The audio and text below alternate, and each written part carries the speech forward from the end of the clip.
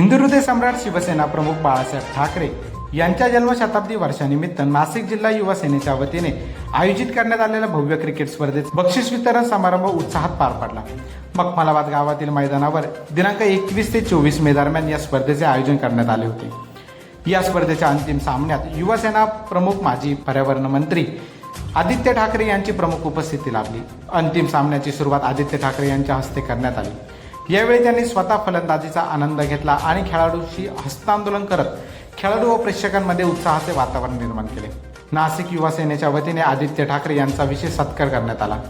या क्रिकेट स्पर्धेत एकूण 4 पारितोषिके देण्यात आली।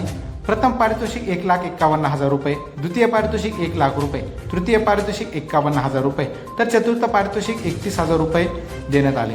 विशेष म्हणजे प्रत्येक विकेटला एक वृक्षारोपण ही पर्यावरणपूरक संकल्पना या स्पर्धेत राबवण्यात आली।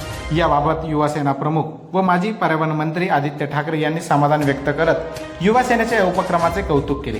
आपण पाहताय खरोखर चांगलं एक स्पर्धा इथे आयोजित केलेली आहे आणि सगळ्यात चांगली गोष्ट म्हणजे प्रत्येक विकेटसाठी एक झाड लावणार आहेत। आत्ताच्या स्थितीला जवळपास 141 झाडं हे लावण्याचं नियोजन आहे आणि मला वाटतं अजून पण असेच कार्यक्रम पुढे होत राहतील। साहेब, आपण पर्यावरण मंत्री असताना नाशिकमध्ये खूप झाडे लावली होती। झाड पर्यावरणाचे जे लोक होते ते तुमच्यासाठी एकजुटीने काम करत होते। अजूनही तेच लोक सगळे आपण पाहतोय। आता सरकारमुळे रस्त्यावर येऊन आंदोलन करतात, आम्ही सगळेच रस्त्यावर येऊन आंदोलन करतोय। नाशिकचं पर्यावरण हे टिकावं आणि नाशिकचं पर्यावरण अजून सुधारावं याच्यासाठी आम्ही काम करत आहोत। गंगापूर रोडला आजही लिंबाचं झाड मोठं होतं, अनेक वर्ष आता ते आम्ही किती वेळा वाचवलं ते आहे। दुसरं ते एक अजून झाड वाचवलं होतं, आता तपोवन कापायला निघालेले आहेत।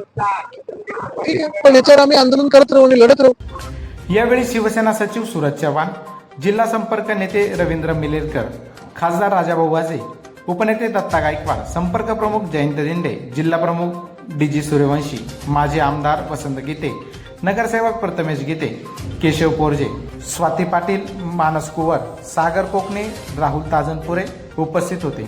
क्रिकेटच्या या माध्यमातून युवकांना एकत्र आणत खेळासोबत सामाजिक आणि पर्यावरणपूरक संदेश देणारा हा उपक्रम नाशिकमध्ये विशेष चर्चेचा विषय ठरला आहे। जागर महाराष्ट्र न्यूजसाठी अविनाश शिरसाट, नाशिक।